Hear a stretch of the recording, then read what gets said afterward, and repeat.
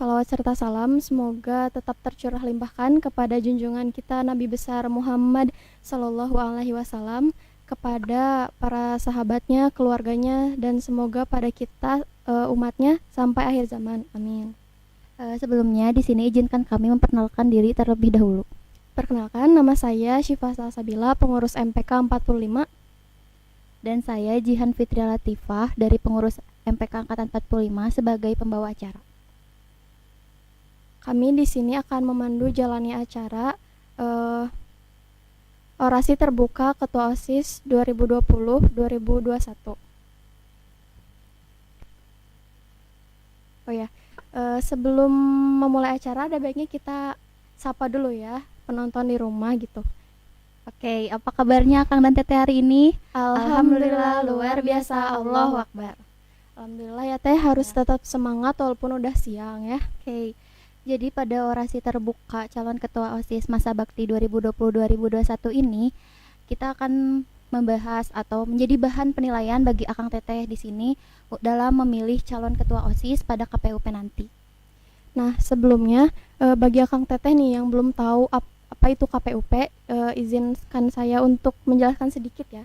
Jadi KPUP itu kepanjangannya Komisi Pemilihan Umum Pembangunan.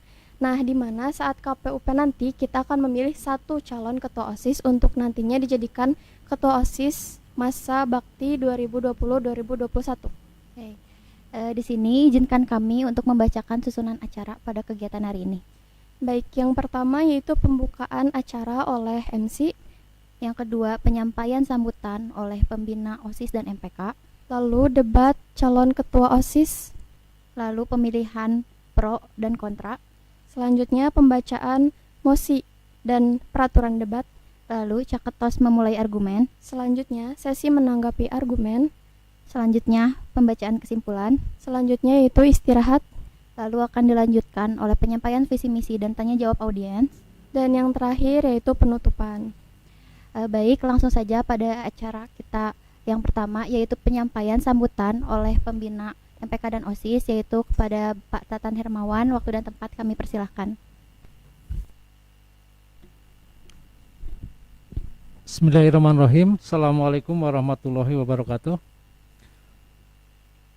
Terima kasih untuk Jihan dan Sipa yang sudah menjadi protokol yang baik ya. Cantik-cantik ya teman-teman. Alhamdulillahirrahmanirrahim. Puji dan syukur marilah kita panjatkan kehadirat Robi.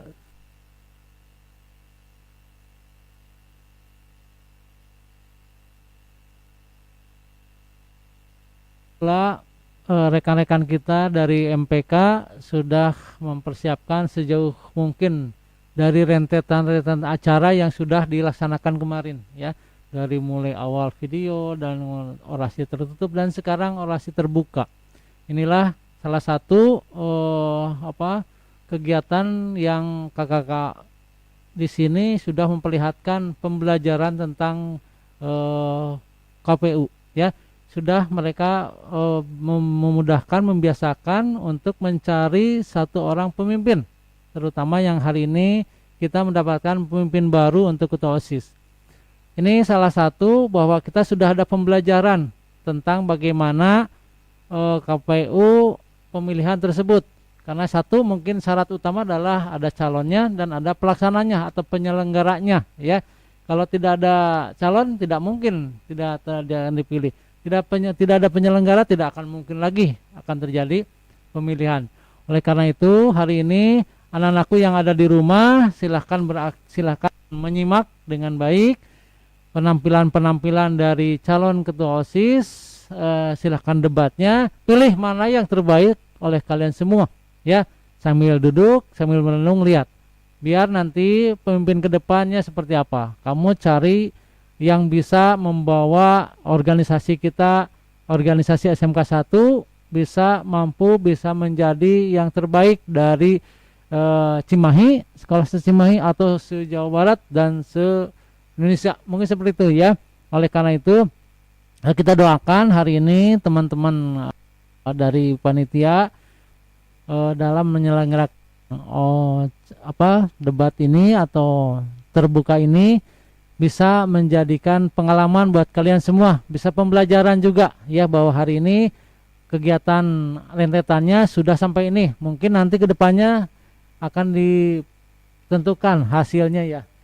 Siapa yang terbaik, siapa pemilihan kamu, pilihlah yang terbaik ya, jangan kena isu, tidak boleh kena isu, pilih hati sesuai hati nurani kamu sendiri ya. Oke, selamat menikmati dan selamat untuk mencari, mendata, lihat orangnya dan sebagainya, biar nanti kamu pilih siapa yang kamu cocok ya. Itu saja dari Bapak, mohon maaf bila ada kata yang salah, mudah-mudahan hari ini bisa berjalan lancar. Terima kasih untuk Jihan dan Sipa ya. Terima kasih. Assalamualaikum warahmatullahi wabarakatuh. Waalaikumsalam warahmatullahi wabarakatuh. Baik, terima kasih kepada Pak Tatan selaku pembina OSIS dan MPK telah menyempatkan waktunya untuk menyampaikan sambutannya ya Pak. Selanjutnya langsung saja kita ke acara debat yang akan yang akan dipimpin oleh Kang Rafli Ferdinansyah selaku Ketua MPK. Kepada Kang Rafli, waktu dan tempat dipersilakan.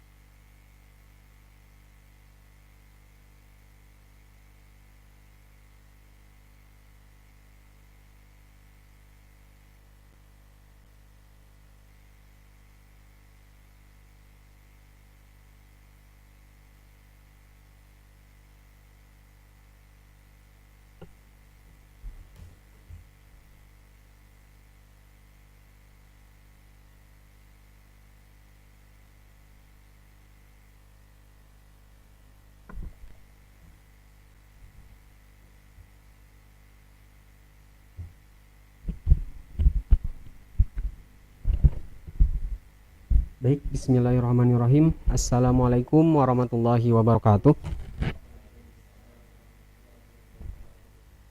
Perkenankan saya untuk memoderatori debat kali ini. Sebelumnya izin membacakan alur debat. Pertama, debat dibagi menjadi 3 sesi, yaitu yang pertama argumen pertama, kemudian menanggapi perihal mosi tersebut, kemudian dan ditutup yang terakhir dengan kesimpulan. Kemudian yang kedua, peserta memilih tim pro dan tim kontra, kemudian moderator menyampaikan mosinya. Setelah itu dilanjut menyampaikan mosi yang masuk pada sesi pertama, kemudian masuk pada sesi kedua, lalu sesi terakhir yaitu pembacaan kesimpulan seperti yang saya tadi jelaskan. Kemudian di debat kali ini saya ada izin membacakan tata tertib debat. Yang pertama, tata tertib ini debat berlaku bagi seluruh peserta selama babak pertandingan berlangsung. Kemudian yang kedua, mosi dan tim pro dan tim kontra akan dipilih secara acak. Kemudian yang ketiga, pada saat debat berlangsung, peserta tidak diperbolehkan menggunakan alat komunikasi. Kemudian yang keempat, setiap peserta hanya boleh berbicara saat dipersilahkan oleh moderator. Kemudian yang kelima, setiap peserta dilarang melakukan serangan secara pribadi terhadap peserta lainnya selama debat berlangsung. Kemudian yang keenam, setiap peserta dilarang menggunakan bahasa kasar, bahasa yang tidak senonoh dan menyinggung ataupun memiliki unsur sara lainnya. Kemudian yang ketujuh, peserta dilarang melakukan tindakan yang dapat mengganggu konsentrasi peserta lainnya dalam debat berlangsung. Kemudian yang terakhir, pelanggaran terhadap ketentuan di atas dapat mempengaruhi nilai yang telah ditentukan. Sejauh ini sudah dapat dipahami baik itu alur ataupun tata tertib debatnya. Baik. Pertama bisa dipilih dulu.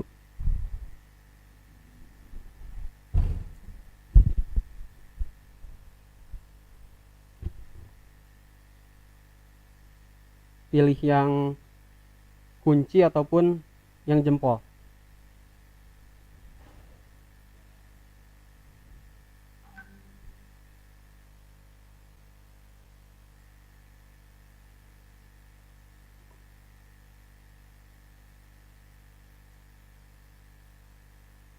Nah, dari sebelah sini dulu, pilih satu atau dua.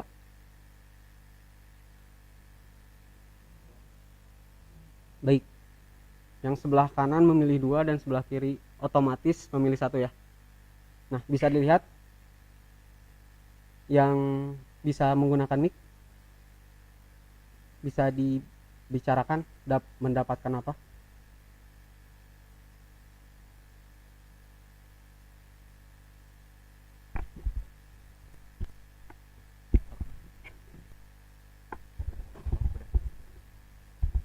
Baik, untuk tim kami, tim A mendapatkan mosi dan tim kontra.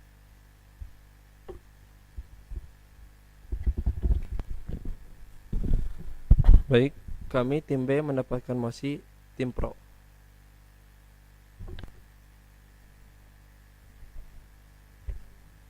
Baik, perkenankan saya sebagai moderator untuk membacakan mosi nomor 2. Pendidikan yang merupakan budaya STM seperti kumpul jurusan, bintal ataupun evaluasi perlu diubah sesuai dengan perkembangan zaman. Sebelumnya sudah dapat dipahami mengenai mosi tersebut? Dapat.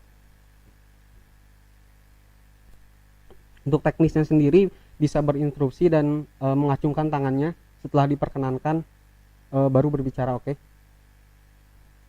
Untuk sekarang saya berikan waktu terlebih dahulu selama 3 menit untuk mendiskusikannya bersama dengan tim mengenai mosi tersebut, yang akan dilanjutkan mengenai argumentasi pertama mengenai mosi tersebut dari masing-masing kalian. Oke? 3 menit dimulai dari sekarang.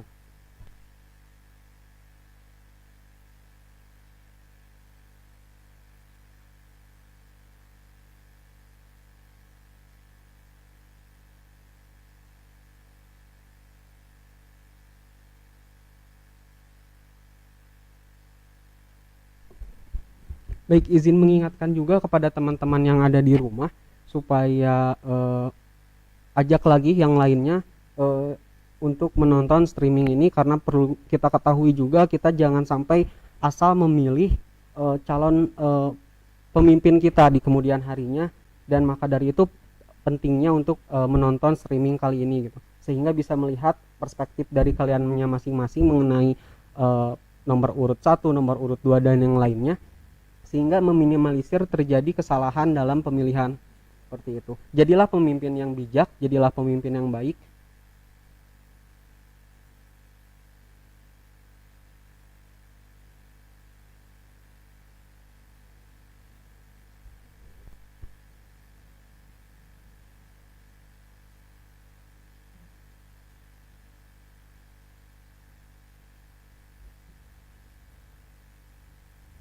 Dan sedikit mengingatkan lagi, agak sedikit berbeda ya teman-teman, seperti yang biasanya kita orasi terbuka itu di lapang 1 setelah upacara gitu ya, tapi kan karena terkendala situasi saat ini, jadi kita berusaha melaksanakan program kerja agar bisa terlaksana jadi dengan secara daring ini gitu. Besar harapan dari kami selaku panitia Majelis Permusyawaratan Kelas, semoga dapat diterima informasinya dengan baik dan dapat memberikan input kepada kaliannya juga, dan tidak mengurangi esensi dari kegiatan ini walaupun dilaksanakan secara daring ya teman-teman.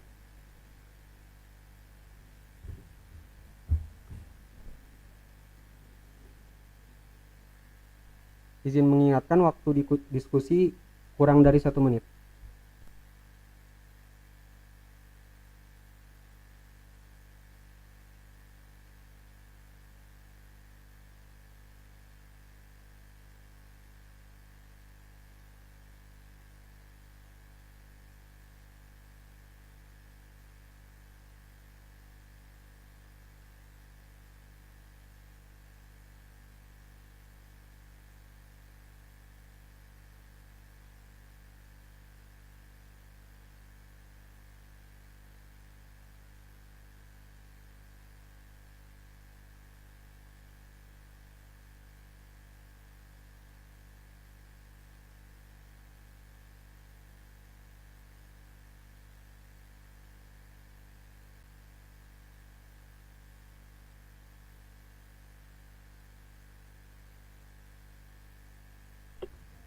Baik, waktu habis. Silahkan kepada tim kontra untuk menanggapi perihal mosi tersebut. Bismillahirrahmanirrahim. Assalamualaikum warahmatullahi wabarakatuh. Waalaikumsalam. Izin memperkenalkan diri, nama saya Muhammad Raffi Ryan Rizal. Saya dari jurusan produksi film dan program televisi. Saya dari nomor urut paslon 3. Di sini saya izin berbicara mengenai sebuah kebudayaan. Kebudayaan itu dalam arti ialah sebuah kebiasaan dari leluhur yang bersifat turun-temurun dari generasi ke generasi, dari kelompok maupun kelompok. Nah, di sini saya tidak setuju dikarenakan jika adanya percampuran antara modern dengan yang dulu, maka akan menimbulkan sebuah kebudayaan yang berbeda. Seperti itu. Baik, terima kasih. Bisa ditanggapi oleh tim pro. Baik, izin memperkenalkan diri. Assalamualaikum warahmatullahi wabarakatuh. Saya Hadiana Nasrullah, perwakilan calon ketua OSIS dari jurusan Rekayasa Perangkat Lunak, pasangan nomor urut 2. Perihal mosi, pendidikan yang merupakan budaya STM seperti bintal atau kujur perlu diubah sesuai perkembangan zaman. Saya setuju akan hal itu. Kenapa? Karena setiap siswa itu memiliki latar belakang yang berbeda, dan juga zaman itu semakin berkembang dan elastis. Maka bagaimana kita mengharapkan sesuatu yang sama pada setiap siswa yang berbeda seperti itu. Baik, terima kasih. Untuk sesi 2 sudah selesai mengenai penyampaian argumentasi pertama dari masing-masing tim pro dan tim kontra. Dan maka dari itu saya persilahkan, saya berikan waktu selama 10 menit untuk dari kalian saling beradu pendapat, saling beradu argumen mengenai mosi tersebut sesuai dengan kalian tim pro dan tim kontranya. Oke? Baik, bisa dipersilakan. Yang ngacung duluan itu yang saya tunjuk. Silakan kepada Rifki. Assalamualaikum warahmatullahi wabarakatuh. Waalaikumsalam warahmatullahi wabarakatuh. Perkenalkan, nama saya Rifki Maulana Hidayat dari jurusan Teknik Otomasi Industri A, paslon nomor 5. Pendidikan yang merupakan budaya STM, bintal, atau evaluasi atau kumpul jurusan perlu diubah sesuai dengan perkembangan zaman. Menurut saya budaya STM tidak perlu dirubah karena itu dari turun-temurun, dan juga bintal dan evaluasi serta kumpul jurusan juga itu sangat membantu kepada setiap jurusan untuk mengevaluasi anak-anak jurusannya. Terima kasih. Baik. Silakan kepada Kang Arif. Bismillahirrahmanirrahim. Assalamualaikum warahmatullahi wabarakatuh. Waalaikumsalam warahmatullahi Izin wabarakatuh. memperkenalkan diri. Nama saya Arif Rahmawan dari kelas 11 Teknik Elektronika Industri A, paslon urut 4. Izin menanggapi hal perihal pendidikan yang merupakan budaya STM, yang itu bintal, evaluasi atau kujur, perlu diubah sesuai dengan perkembangan zaman. Menurut saya, ya itu harus diubah. Walaupun itu adalah budaya, kalau kita ketinggalan atau tertinggal dari zaman ke zaman, pasti kita bakal diketahui apa itu kujurnya, apa itu bintalnya, apa itu evaluasinya. Dan itu pun pasti tidak akan menarik lagi para siswa maupun siswi yang ada kujur atau bintal di setiap jurusannya. Terima kasih. Izin menanggapi. Silakan. Nama saya Egy Jendra Jantoro dari kelas 11 IOPA dari jurusan Instrumentasi dan Otomatisasi Proses A, nomor urut 1. Pendidikan yang merupakan budaya STM atau bintal, evaluasi, kujur perlu diubah sesuai dengan perkembangan zaman. Saya tidak setuju dengan pengubahan sistem tersebut. Kenapa? Karena setiap budaya STM yang dilakukan itu memiliki esensi dan nilai moral tersendiri bagi siswa-siswanya. Karena dengan diadakannya bintal atau evaluasi atau kujur itu, selain bisa menerapkan perilaku-perilaku yang mendisiplinkan, itu juga menjadi seperti nilai-nilai tersendiri yang didapatkan oleh siswa-siswi ataupun ya tentu siswa-siswi yang merasakan bintal, evaluasi atau kujur tersebut. Izin menanggapi. Silakan. Baik, jadi budaya STM itu seperti bintal, kujur, evaluasi, dan yang lain-lain itu seperti Kang Egi memiliki tujuan dan esensi. Nah, sekarang kita perlu diubah sesuai perkembangan zaman. Karena apa? Jika kita bisa mengadakan acara yang tujuan dan hasilnya sama dengan kujur, mengapa tidak? Yang hasilnya sama bisa meningkatkan kedisiplinan siswa, bisa meningkatkan rasa tanggung jawab siswa. Mengapa tidak? Karena itu lebih fleksibel dengan zaman dan juga lebih terbuka. Izin. Baik, silakan kepada Kang Rifki. Izin menanggapi juga, kalau misalnya kita kujur dan bintal itu masih ditetapkan budaya yang sekarang, pasti kan budaya kita itu kujur dan bintal itu langsung, tidak seperti melalui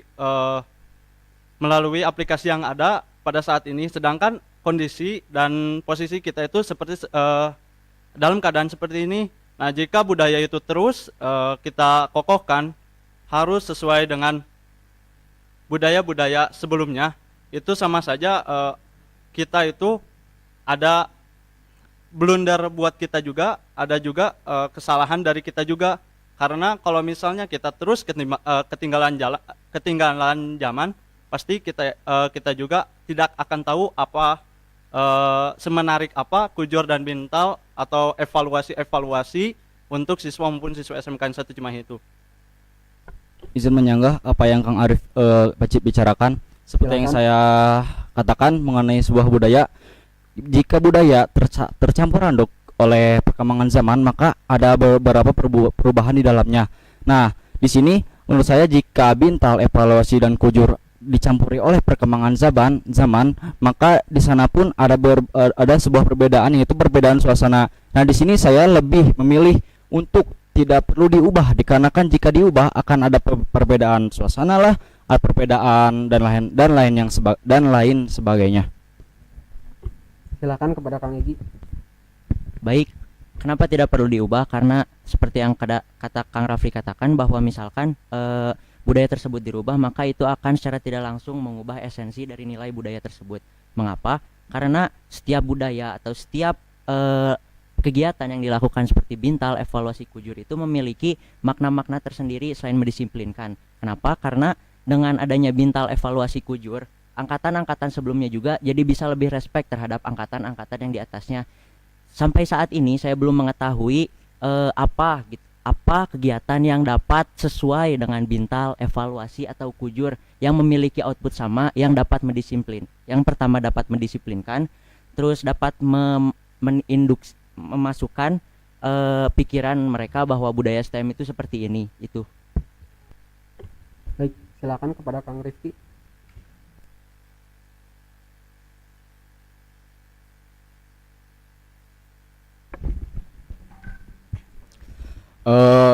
Izin menanggapi juga dan menambahkan bahwa jika budaya itu diubah, maka sama saja akan tergantikan oleh budaya zaman dengan yang baru. Maka dari itu, budaya menurut saya, budaya STM tidak perlu diubah karena itu bisa melupakan budaya-budaya yang telah sebelumnya tertanam di STM ini. Karena budaya ini sangat penting sekali bagi kita, bahwa apa itu artinya bintal, kebersamaan, dan apa itu kumpul jurusan. Maka dari itu, menurut saya tidak perlu diubah. Sama sepertinya budaya Indonesia, jika mengikuti perkembangan zaman, maka budaya Indonesia akan mengikuti perkembangan zaman, yaitu bisa jadi perkembangan zaman asing. Maka dari itu, menurut saya lebih baik budaya STM ditetapkan sebagai bintal, evaluasi, dan juga kumpul jurusan. Terima kasih. Silakan kepada Kang Hadiana. Izin menanggapi. Baik, terdapat perbedaan budaya di sini. Jika yang saya lihat, budaya di STM ini merupakan budaya yang diselenggarakan turun-temurun untuk membentuk karakter siswa. Jadi budaya di sini itu budaya yang memiliki tujuan. Sementara budaya memiliki tujuan itu harus memiliki masukan-masukan dan evaluasi-evaluasi agar tujuan tersebut dapat terrealisasi, bahkan dapat mencapai hal yang lebih bagus. Nah, jika budaya yang memiliki tujuan ini tidak mengikuti perkembangan zaman, maka bagaimana jika suatu saat zaman berubah dengan sangat drastis? Itu akan menjadi seperti Kang Arif tadi katakan tadi, itu akan menjadi timbal balik kepada kita, itu akan menjadi bumerang, entah itu kesulitan dalam menyelenggarakannya ataupun kesulitan dalam menerapkan tujuannya, bahkan yang paling fatal itu gagal menerapkan tujuan tersebut kepada siswa. Silakan kepada Kang Arif. Bismillahirrahmanirrahim. Menurut saya maksud dari diubahnya budaya itu bukan maksudnya budaya ini harus diubah, tetapi dalam cara penyampaiannya, dalam cara kinerjanya, budaya ini harus sesuai dengan zaman ke zamannya. Karena kalau misalnya pada masanya seperti ini, kita kan tidak tahu kapan masa ini akan berakhir.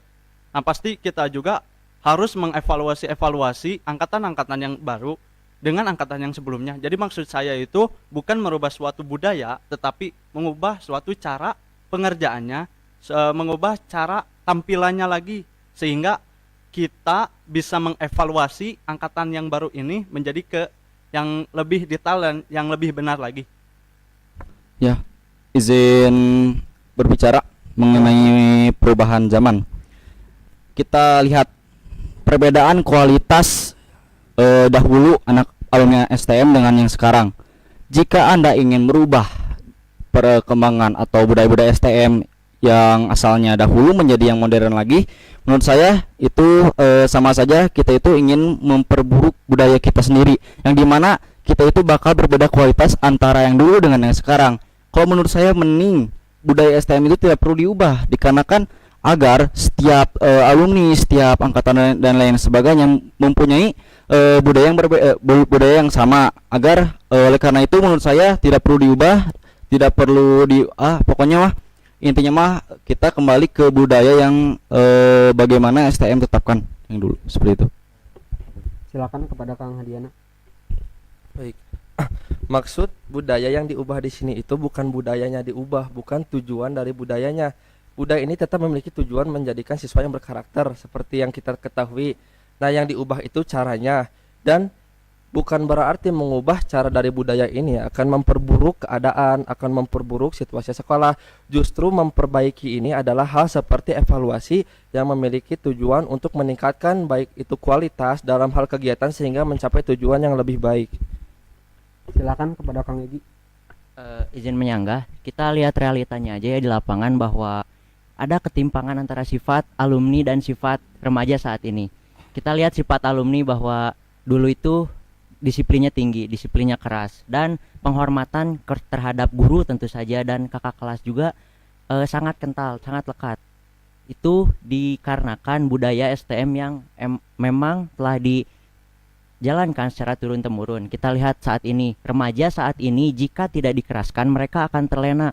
Apakah Anda siap dengan apabila bintal evaluasi dan kujur dihilangkan, maka keadaan STM ini akan berubah, serta tidak ada bedanya gitu antara STM dan sekolah-sekolah lain yang menjadi ciri khas STM itu sendiri. Silakan kepada Kang Arif. Saya izin menyanggah Kang Egi, seperti yang saya tadi bicarakan, bukan berarti saya mengubah atau mentiadakan budaya tersebut, tetapi saya melakukan budaya ini dengan cara kerja yang berbeda. Kalau misalnya alumni kan pasti kental nih, budayanya itu sudah kental karena mereka bisa langsung ke lapangan, turun ke lapangan, sedangkan ini angkatan baru atau angkatan-angkatan kita pasti sedang masa seperti ini. Jadi kita tidak tahu kapan masa ini dan berakhir. Karena dari itu bukan berarti kami akan menghilangkan budaya tersebut, hanya saja kami akan mengubah cara bagaimana kita bisa mengevaluasi lagi si angkatan baru ini supaya mereka mendapatkan poin-poin lagi untuk meningkatkan lagi budaya yang harus ada dalam diri mereka yang sudah mendarah daging di STM yang harus dilakukan baik itu di sekolah. Baik, silakan kepada Kang Rifki. Izin menyanggah kepada Kang Arif. Menurut saya dengan perkembangan zaman itu lebih kepada metodenya. Kalau yang Kang Arif tadi katakan itu lebih ke ke metodenya, yaitu dengan metode online. Tetapi di sini adalah budaya STM, bintal, evaluasi, dan kujur. Tetapi jika bintal dan kujur juga bisa dilaksanakan oleh metode online. Tetapi jika metode kujur serta bintal itu dihilangkan, saya tidak setuju. Terima kasih. Waktu habis. Dipersilakan sekarang dimulai dari masing-masing caketos memberikan ataupun menarik kesimpulan dari mosi tersebut. Ya, izin menjawab. Kesimpulannya yaitu budaya ialah sebuah kebiasaan leluhur yang dimana bersifat turun temurun. Nah, di sini kita sebagai orang yang harus menurunkan budaya ini dari generasi ke generasi itu harus perlu tanpanya pengubahan, dikarenakan jika adanya pengubahan maka otomatis dalam budaya tersebut adanya perubahan. Mungkin itu dari saya. Silakan kepada Kang Rifki. Kesimpulan yang saya tarik dari mosi ini adalah yaitu beberapa pro dan kontra juga. Yang pronya, saya setuju dengan apa metode yang dilaksanakan dan perkembangan zaman mulai hari ini, yaitu jika dalam pandemi ini karena demi keamanan dan kenyamanan kita semua, kita bisa menggunakan metode online. Tetapi jika budaya STM ini perlu diubah, menurut saya tidak perlu diubah bintal serta evaluasi dan juga kumpul jurusan. Terima kasih. Silakan kepada Kang Egi. Pendidikan yang merupakan budaya STM, bintal, atau evaluasi kujur perlu diubah sesuai dengan perkembangan zaman. Menurut saya tidak. Karena dengan mengubahnya budaya STM tentunya ada nilai-nilai tersendiri yang akan tidak terasa gitu apabila ada kegiatan-kegiatan lain yang memang serupa. Hanya saja nilai atau esensinya tersebut tidak akan begitu terasa seperti bintal, evaluasi, kujur. Oleh karenanya bintal, evaluasi, kujur akan tidak perlu diubah. Silakan kepada Kang Hadiana. Bisa menjawab.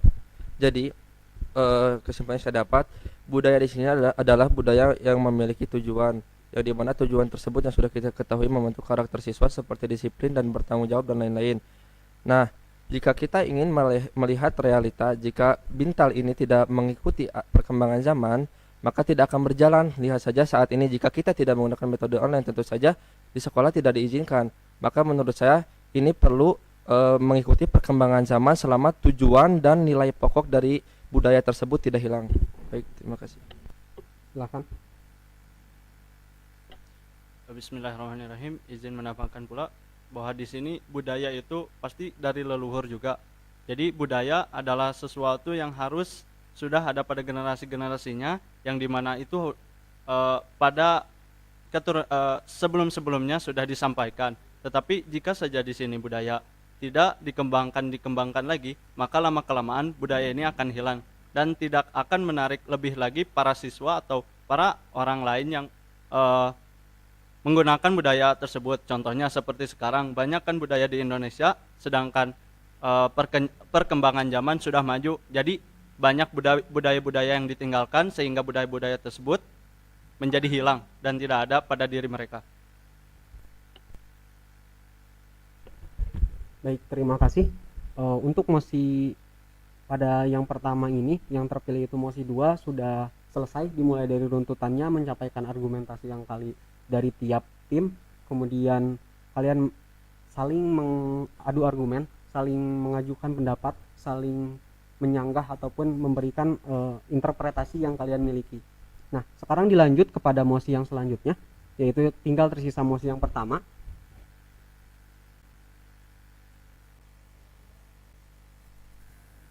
Dan saya ingatkan juga kepada calon ketua OSIS untuk mengangkat tangan terlebih dahulu, mengucapkan instruksi terlebih dahulu. Ketika diperkenankan, baru saya persilahkan untuk kalian berbicara.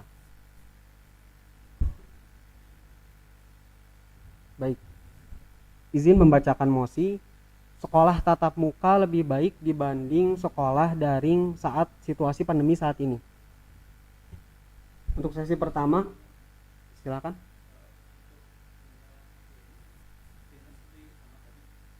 Oke, terima kasih. Nah, untuk biar adil kita balik, yang tadi awalnya kontra menjadi pro, yang awalnya pro menjadi kontra. Oke. Berarti yang tadi ini pro, tim B pro, kemudian sekarang jadi kontra perihal mosi tersebut. Oke? Sudah dapat dipahami semuanya? Baik. Saya berikan waktu diskusi selama 3 menit, dimulai dari sekarang.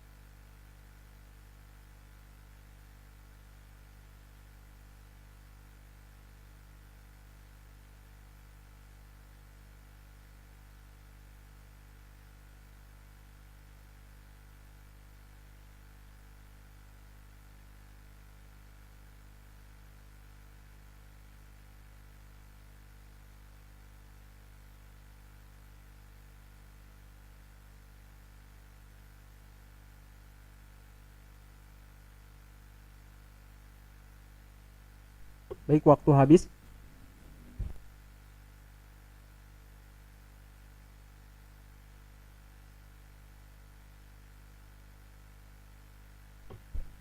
Baik, silakan kepada tim kontra untuk menyampaikan argumen pertamanya. Baik.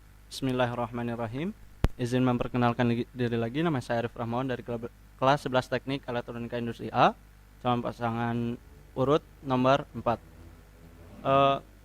Sekolah tatap muka lebih baik dibandingkan sekolah daring di saat pandemi. Kita ambil kata pandemi. Pandemi ini bisa berakibatkan buruk bagi manusia, bukan hanya untuk diri sendiri, tapi pasti meluas. Kenapa? Karena virus ini pasti, pandemi ini tidak hanya diam di satu orang, tetapi diam juga pasti melebar ke semua orang. Sehingga kalau misalnya sekolah tatap muka berlanjut dan kita kekeh ingin sekolah tatap muka, pasti jika salah satu ada orang yang terkena pandemi ini, pasti satu sekolah itu pun akan dibubarkan. Dan kita juga mau tidak mau harus daring di sekolah, dan siap tidak siap harus daring di sekolah. Karena ini adalah cara yang efektif, ini cara atau solusi yang terbaik pada saat pandemi ini. Kalau misalnya memang kekeh terus, itu berakibat buruk bagi kita juga, berakibat buruk juga bagi semua orang. Karena di sini kita memikirkan masa depan kita, memikirkan pembelajaran kita juga, memikirkan orang lain juga, serta keselamatannya, bukan hanya untuk ego kita sendiri, sehingga kita itu bisa mengenal lagi atau bisa lebih memahami kalau misalnya kita sekolah daring itu adalah hal yang terbaik untuk kita juga. Baik, silakan kepada tim pro untuk menanggapinya. Untuk pernyataan awal dari saya, sekolah tatap muka lebih baik dibanding sekolah daring di saat pandemi. Ya, karena memang sekolah tatap muka lebih baik dibandingkan sekolah daring saat pandemi. Kenapa? Karena materi-materi yang diajarkan oleh guru akan lebih mudah dicerna oleh murid-murid. Kenapa? Karena jika murid tidak mengerti apa yang disampaikan oleh gurunya, murid itu tersebut dapat langsung bertanya. Karena jika sekolah dilaksanakan secara daring, kita ambil banyak sekali seperti kendala-kendalanya. Dalam faktor ekonomi tentu saja setiap orang itu memiliki latar belakang ekonomi yang berbeda. Kita memikirkan hal itu, oleh karenanya sekolah tatap muka lebih baik dibanding sekolah daring di saat pandemi. Baik, terima kasih. Kalian sudah menyampaikan argumentasi pertama kalian, dan saya buka untuk sesi kedua, yaitu penyampaian dari kalian masing-masing. Silahkan bisa menanggapi, bisa menyanggah dari mosi pertama ini.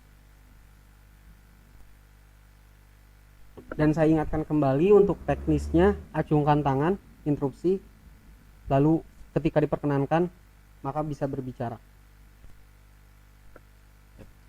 Izin menyanggah apa yang tadi Akang Arif bicarakan mengenai teks daring di sekolah. Di sini maksudnya itu daring di sekolah atau daring di rumah, dikarenakan jika kita daring di sekolah sama-sama saja itu tatap muka. Kalau misalkan kita daring di rumah itu sama-sama kita itu belajar daring benar-benar di saat pandemi itu kita belajar di rumah.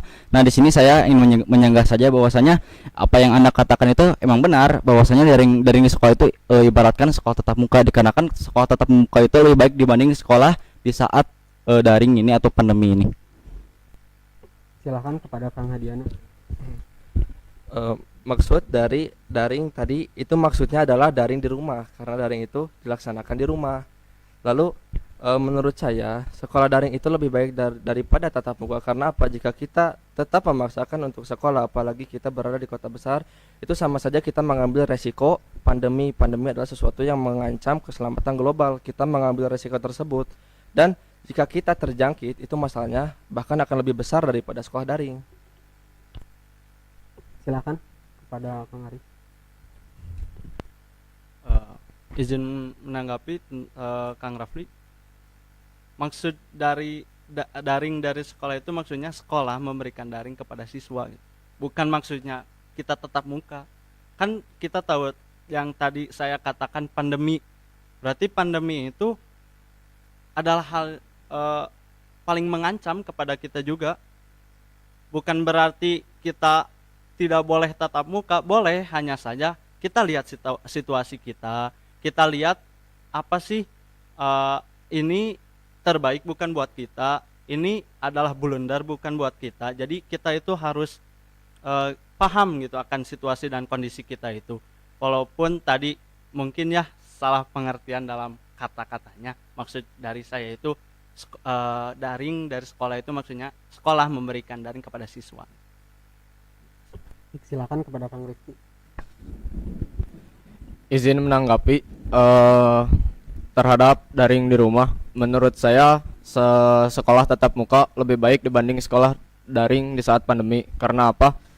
Contoh aja sekarang kita bisa ke sekolah tapi dengan satu syarat, yaitu mengikuti protokol, memakai masker, dan juga kita bisa mencari alternatifnya, yaitu bisa membuat kloter-kloter masuk ke sekolah seperti berbagai jurusan. Misalnya di pagi hari sampai siang bisa kloter jurusan TOI, TI, SIJA, IOP dan juga PFPT, dan sisanya yang siang sampai sore itu bisa jurusan yang sisanya juga. Begitu, terima kasih. Silakan kepada Kang Arif. Bismillahirrahmanirrahim. Izin menanggapi dari Kang Rifki. Tadi masalah kloter nih, kan kita tidak tahu orang mana yang terjangkit. Walaupun kita di kloter juga pasti ada salah satunya dari orang yang terjangkit tersebut. Jadi kalau misalnya kita kekeh untuk tatap muka, walaupun ya di rumah pasti Akang juga mengalaminya. Saya tidak paham akan materi ini, apa sih belajarnya ini. Jadi kalau misalnya di kloter juga satu jurusan itu malah tadi bilangnya. Kalau misalnya satu jurusan saja pasti kan itu bisa membahayakan juga, bukan buat diri sendiri juga, tapi untuk orang lain itu berpengaruh yang berakibat buruk bagi mereka. Sehingga kalau misalnya kita kekeh daring, kita kekeh untuk tatap muka, pasti kita juga ya beresiko besar mendapatkan blunder juga buat diri kita. Jadi kalau kita udah kena pasti pembelajaran kita bakal stop, masa depan kita juga gimana kalau misalnya belajar kita tidak ada, kalau misalnya di stop. Jadi kalau misalnya tadi di kloter-kloter itu saya kurang setuju sih, karena ya pasti kita tidak tahu siapa yang terkena dan siapa yang bakal terjangkit dan menyebar kepada semua orang. Silakan kepada Kang Iji. Jadi gini, setiap kita masuk sekolah itu atau tatap muka di sekolah, kita lakukan protokol-protokol kesehatan yang sesuai dengan standar nasional Indonesia. Tidak semerta-merta yang sekolah itu sekolah saja. Tentunya dalam proses sekolah tatap muka ini memiliki step by stepnya tersendiri, prosedurnya tersendiri, tentu yang telah mematuhi dengan protokol kesehatan. Jadi sekolah tatap muka juga lebih baik daripada daring, karena selain materinya dapat tersampaikan kepada kita dengan lebih mudah, mengurangi resiko terhadap orang-orang yang memiliki latar belakang ekonomi yang terbilang kurang, mohon maaf. Jadi kita juga di sisi lain harus memikirkan latar belakang ekonomi dari masing-masing. Bagaimana jika yang memiliki latar belakang ekonomi yang kurang dapat mengambil atau mendapatkan sebuah pelajaran. Disitulah kemanusiaan kita bergerak. Oleh karenanya sekolah tatap muka itu lebih baik dibanding sekolah daring di saat pandemi. Bismillahirrahmanirrahim, izin menambahkan apa yang Kang Egi bicarakan. Jadi gini, saya pernah melihat sebuah berita yang dimana berita itu fakta di luar negeri khususnya. Nah, di luar negeri itu ada sebuah sekolah, intinya ada di negara lain gitu, yang dimana sekolahnya itu meskipun di saat pandemi, tapi dia itu menerapkan protokol kesehatan. Nah, di sini apa yang kalian bicarakan atau apa yang argumen apa yang kalian pendapat kalian gitu. Jadi gini, pepatah pernah mengatakan, di saat ada hal yang sulit, kita itu harus mencari hal yang sulit itu menjadi hal yang mudah. Nah, kalau misalkan Anda bilang seperti ini, kalau misalkan sedang pandemi seperti ini, ya kita daring aja. Menurut saya itu udah mas sulit tapi dipersulit. Seharusnya kita itu harus sulit, udah mas sulit itu kita itu harus dipermudah dengan apa? Dengan memakai protokol kesehatan saat kita ke sekolah mengenai pembelajaran. Seperti itu. Baik, izin menanggapi. Adapun jika kita sekolah tatap muka, seperti yang katakan Kang Egi tadi, kita harus menerapkan protokol sesuai standar nasional. Adapun protokol itu bukan menghilangkan risiko terjangkitnya virus, itu hanya mengurangi risiko terjangkitnya virus. Sementara yang kita ketahui saat ini virus corona dapat menyebar dari banyak hal, dari bersin, dari apa, kita tidak tahu siapa yang terkena, kita tidak tahu tempat apa yang sudah kena bersin orang yang positif virus corona itu. Adapun jika materi-materi yang tidak masuk, menurut saya ketidakefektifan belajar online ini itu seperti kebiasaan kita gitu. Kita selama 10 tahun biasa sekolah tatap muka, tiba-tiba kita sekolah online. Tentu saja kita tidak akan sangat mudah beradaptasi dengan sekolah online tersebut. Jadi materi tersebut itu bukan tidak masuk, tapi dalam proses jika dia sudah terbiasa sekolah online, dia akan lebih mudah memahami materi. Adapun yang untuk orang yang kurang mampu, pemerintah sudah mengusahakan untuk membantu perekonomian orang-orang yang kurang mampu seperti kota. Adapun kita lihat realiti sekarang di sekolah ini saja, keluarga mana yang tidak mempunyai handphone, meskipun siswa tersebut tidak punya, mungkin orang tuanya punya, kakaknya punya, saudaranya punya. Kita bisa memanfaatkan fasilitas yang ada bukan hanya pada diri kita, tapi pada orang sekitar juga. Adapun tadi menanggapi yang Kang Rapli, sekolah sesuatu yang sulit itu harus cari yang mudahnya. Yang menurut saya kalau dalam pandemi ini itu belajar online itu malah lebih mempermudah, malah yang lebih mempersulit itu sekolah online karena yang lebih mempersulit itu sekolah tatap muka, karena jika kita tatap muka sekolah harus mempersiapkan, murid harus mempersiapkan juga, kita harus berhati-hati dalam keseharian, itu lebih sulit. Sementara jika daring kita hanya perlu mengadaptasikan diri untuk siap menerima materi, itu juga merupakan kebiasaan.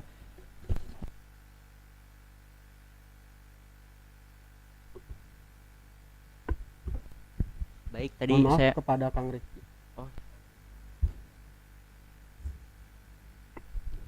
Izin menyanggah yang tadi dikatakan oleh Kang Arif. Jika tadi bahwa kita tidak tahu virus itu datang dari mana, apakah kita harus mewaspadai keluarga juga? Bahkan kita tidak tahu keluarga kita itu keluar dari mana.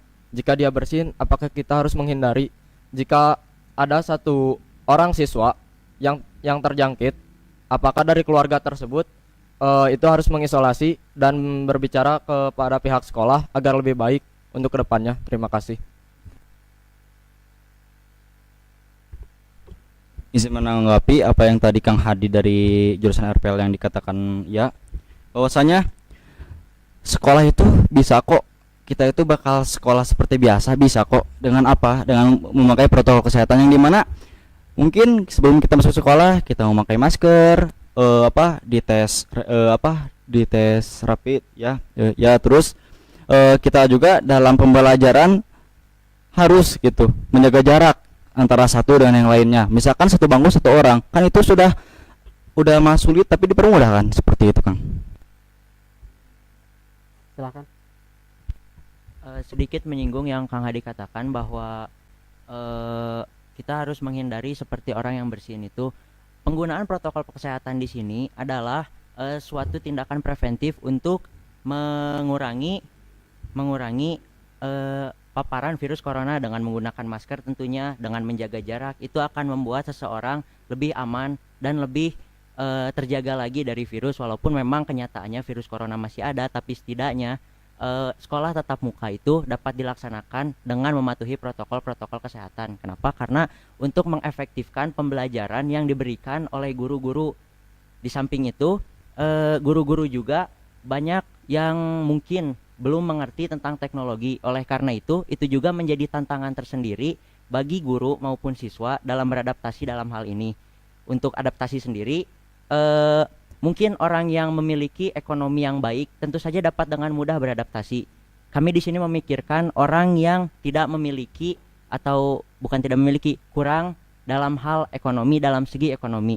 Kami di sini itu menyarankan alternatif sekolah tatap muka itu agar orang yang memiliki keterbatasan ekonomi dapat juga belajar seperti orang yang memiliki ekonominya tinggi, dapat dikatakan itu dapat belajar sama-sama dan memahami materi juga bersama-sama itu.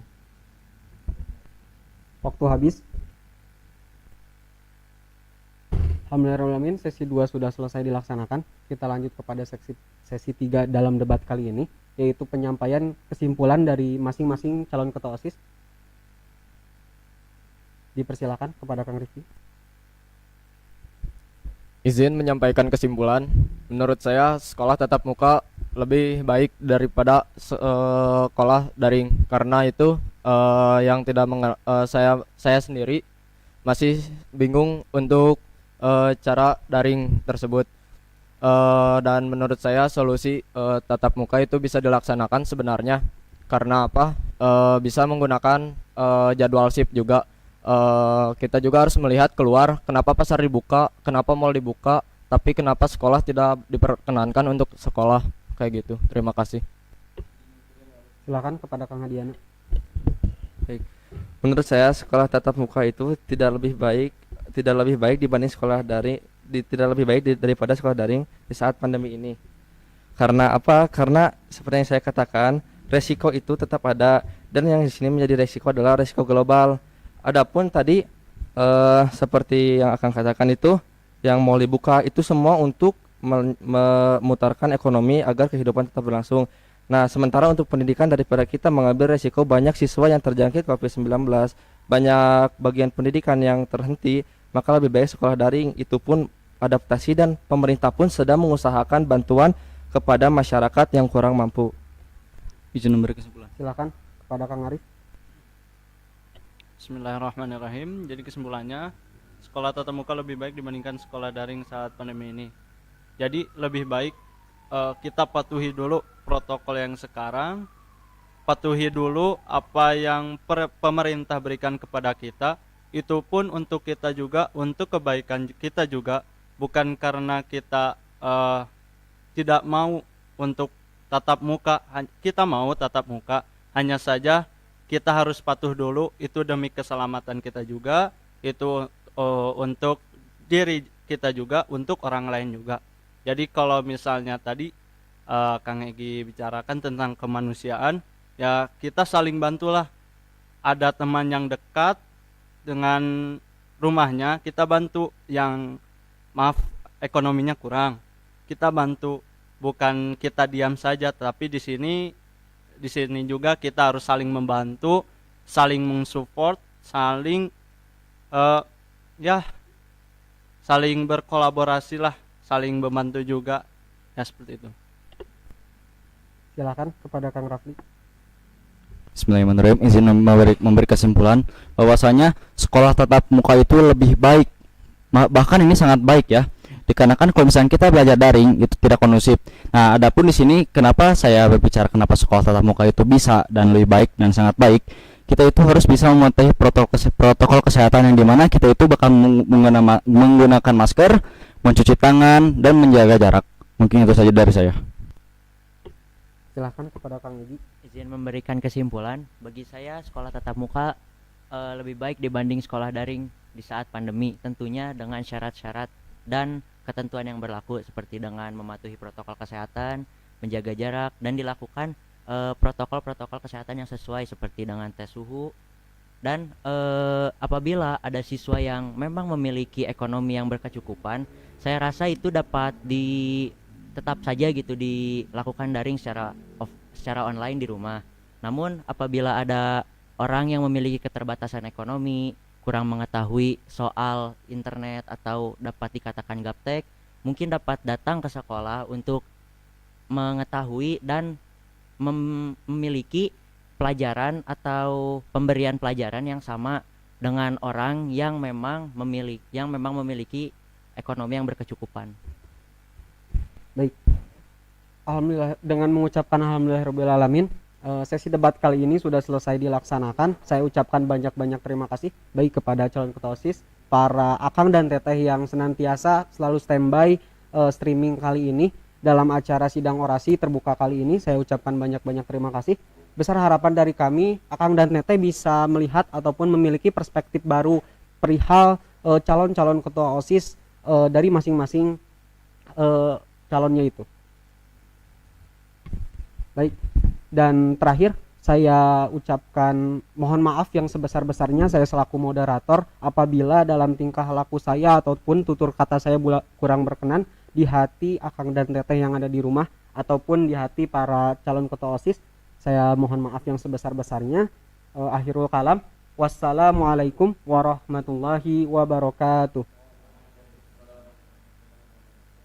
Kepada para caketos diperkenankan untuk keluar ruangan.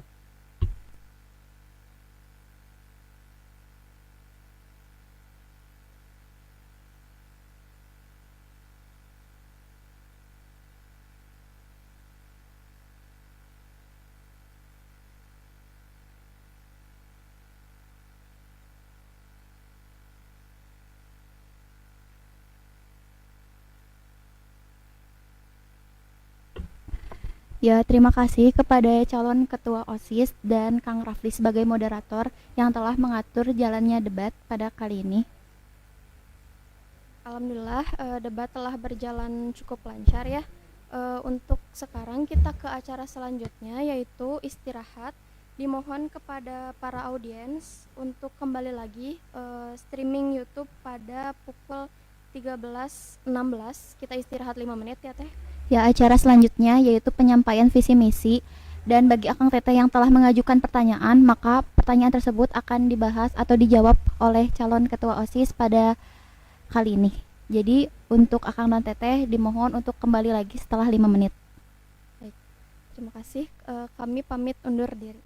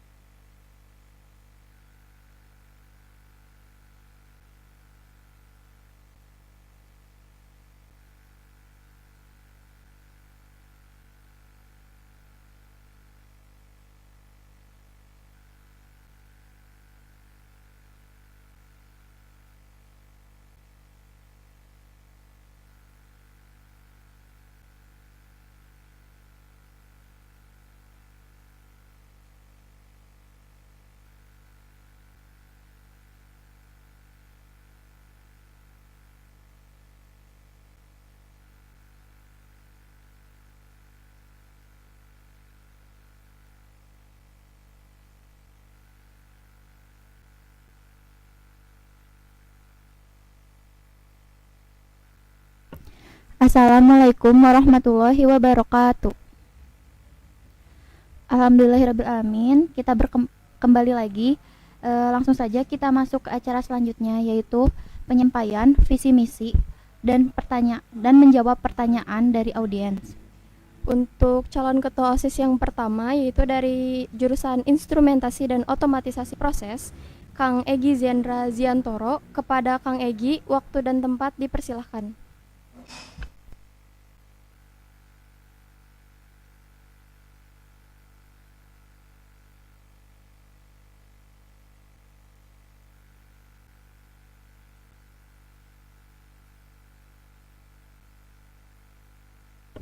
Untuk yang pertama, calon ketua OSIS dipersilahkan untuk membicarakan atau membahas visi misinya.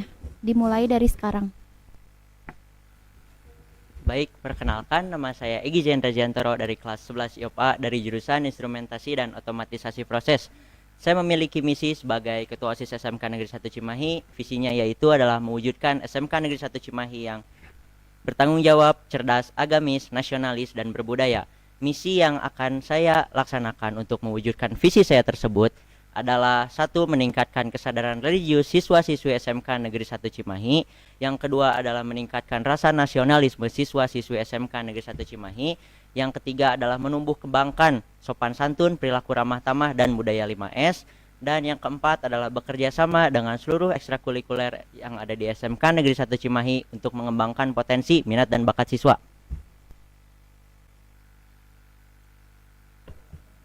Pada Kang Egi akan diajukan 3 pertanyaan dan dijawab setelah saya mempersilahkan untuk menjawab. Baik, pertanyaan yang pertama dari Kang Arya Laksmana dari 11 MKA angkatan 46. Baik, pertanyaannya adalah di tahun 2021 resmi UN diganti oleh Mendikbud dengan asesmen nasional yang memiliki sistem pendidikan input, proses, dan hasil dengan 3 aspek, yaitu AKM, literasi, numerasi, survei karakter, mencetak profil pelajar Pancasila, survei lingkungan belajar. Bagaimana Akang menanggapi perubahan tersebut agar dapat membantu siswa, siswi, dan pihak sekolah? Sekian, terima kasih. Waktu menjawab 1 menit dimulai dari sekarang. Baik, terima kasih atas pertanyaannya. Izinkan saya menjawab. Pertama, kita itu harus mengetahui kurikulum seperti apa yang akan dilaksanakan oleh Kemendikbud pada tahun 2021 nanti.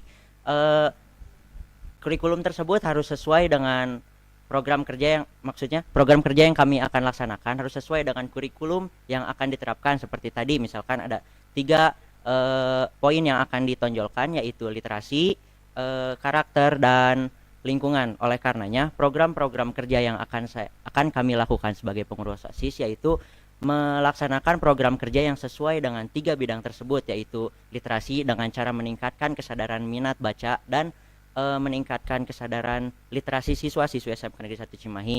Yang kedua adalah pengembangan karakter dengan cara menekankan terhadap budaya-budaya STM apa saja yang ada di SMK Negeri 1 Cimahi. Yang ketiga itu adalah survei lingkungan, yaitu dengan cara penanaman bahwa lingkungan itu penting. Oke, terima kasih atas jawabannya. Kita lanjut pada pertanyaan kedua. Pertanyaan kedua dari Ruli Puji Aldiansyah, 12 TIA angkatan 45. Pertanyaannya, apa sebetulnya peran OSIS di sekolah? Karena ada juga siswa yang kurang paham sehingga menuntut OSIS melakukan sesuatu yang di luar kapasitas OSIS. Jadi, apa pemahaman Akang-Akang tentang peran OSIS di sekolah? Waktu untuk menjawab dimulai dari sekarang.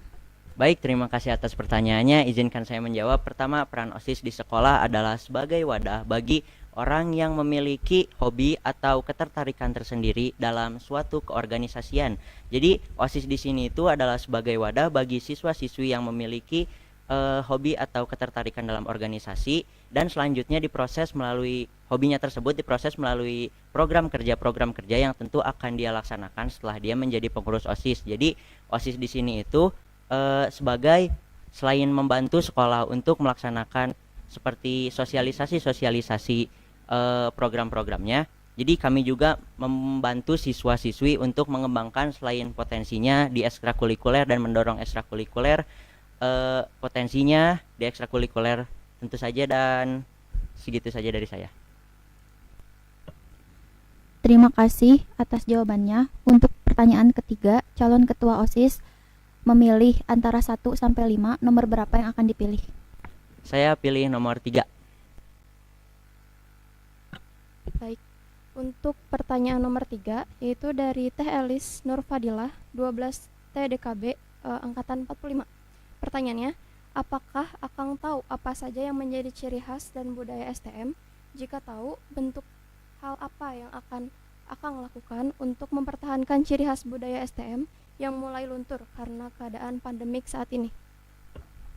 Waktu menjawab 1 menit dimulai dari sekarang. Baik, terima kasih atas pertanyaannya. Izinkan saya menjawab. Budaya-budaya STM diantaranya itu meliputi seperti larkam, taklim, mentoring, dan sebagainya. Dan kami sebagai pengurus OSIS akan membuat sebuah program digitalisasi agar budaya-budaya STM itu tidak dilupakan begitu saja oleh warga STM. Seperti dengan cara apa? Dengan cara membuat video edukasi bagaimana pelaksanaan budaya-budaya di STM itu berlangsung. Jadi ketika 47 melihat video tersebut, jadi waktu mereka memasuki fase offline atau ketika melaksanakan pembelajaran secara langsung, mereka sudah tahu seperti apa budaya STM itu, dan tidak hanya tahu berupa deskripsi atau penjabaran saja. Sekian, terima kasih. Terima kasih untuk jawabannya. Untuk sebelumnya, apakah Akang memiliki jargon? Siap punya. Boleh langsung. Oh, jadi saya itu punya jargon. Jargonnya itu seperti ini. Salam kesatuan, dan kalian itu menjawab bersama dalam satu tujuan untuk kebersamaan. Tuh, jadi oke, kita ulangi ya. Salam kesatuan, bersama dalam satu tujuan untuk kebersamaan. Itu jargon saya. Sekian, terima kasih. Terima kasih kepada calon ketua OSIS dari jurusan Instrumentasi dan Otomatisasi Proses. Kepada calon ketua OSIS Egi Jiantoro dipersilahkan untuk meninggalkan mimbar. Baik, terima kasih atas pertanyaannya. Saya izin meninggalkan mimbar. Assalamualaikum warahmatullahi wabarakatuh. Waalaikumsalam warahmatullahi wabarakatuh. Nah, baik, selanjutnya kita ke calon ketua OSIS nomor urut 2, yaitu dari jurusan Rekayasa Perangkat Lunak, Kang Hadiana Nasrullah. Kepada Kang Hadiana, waktu dan tempat dipersilahkan.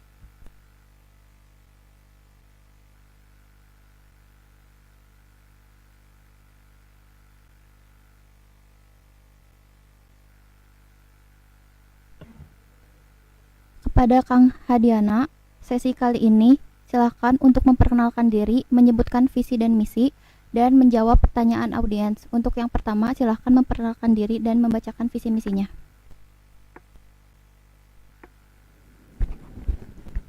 Baik, bismillahirrahmanirrahim. Assalamualaikum warahmatullahi wabarakatuh. Alhamdulillahirrabbilalamin. Salatu wassalamu ala rasulihi wa ashabihi ajma'in. Apa kabar Akang dan Teteh pada siang hari ini? Semoga selalu dalam lindungan Yang Maha Kuasa.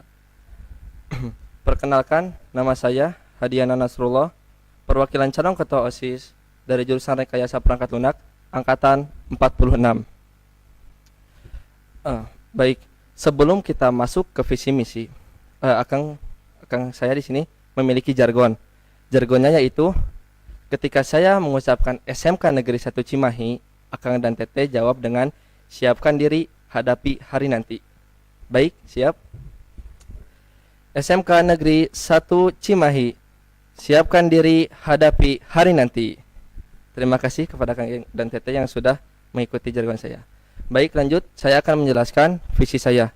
Di sini saya memiliki 3 visi, yaitu menjadikan siswa SMK Negeri 1 Cimahi, yang pertama itu siswa yang berkualitas.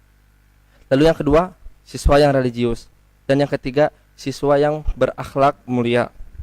Adapun misi saya memiliki 4 misi. Yang pertama itu menanamkan keimanan, kedisiplinan dan rasa tanggung jawab siswa SMK Negeri 1 Cimahi. Lalu yang kedua itu merekatkan hubungan antara siswa dengan warga sekolah. Yang ketiga itu meningkatkan minat siswa pada ekstrakurikuler yang ada di sekolah. Dan yang keempat itu menjalankan dan meningkatkan kualitas program kerja. Baik, akan saya jelaskan secara singkat gambaran visi misi saya. Adapun visi saya yang pertama yaitu menjadikan siswa berkualitas. saya menjadikan tolak ukur berkualitas di sini menjadi tolak ukur yang umum, yaitu ada dua, siswa yang disiplin dan siswa yang bertanggung jawab. Kenapa? Karena dua hal ini diperlukan oleh siswa baik saat masih berada di sekolah maupun ketika sudah lulus nanti.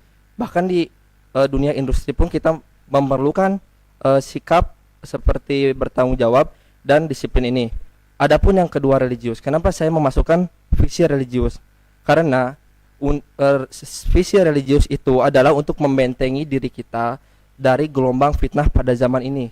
Akang dan Teteh tahu kan zaman seperti ini, hoax, berita yang tidak benar, hal-hal seperti itu, hal-hal yang buruk itu dapat masuk dengan mudah bahkan ke gadget kita yang sering kita bawa. 20 detik terakhir. Lalu adapun yang ketiga, akhlak mulia. Di sini saya memasukkan akhlak mulia. Kenapa? Karena sehebat apapun orang, sepintar apapun orang, jika dia tidak memiliki akhlak yang mulia, maka menurut saya itu tidak sah. Adapun misi saya itu merupakan hal-hal yang saya lakukan untuk mencapai visi saya. Waktu habis. Sekian penyampaian visi dan misi dari saya.